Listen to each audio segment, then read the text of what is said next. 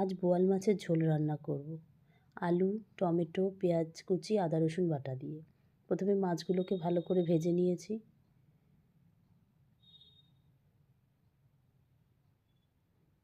তারপর ওই তেলেই আলুটাকেও ভালো করে ভেজে নেব।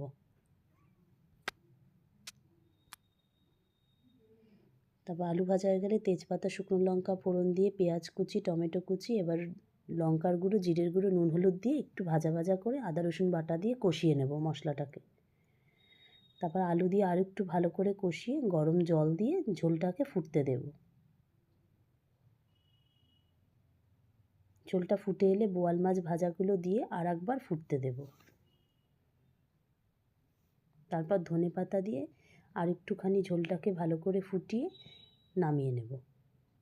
এইভাবে তৈরি হয়ে গেল বোয়াল মাছের ঝোল।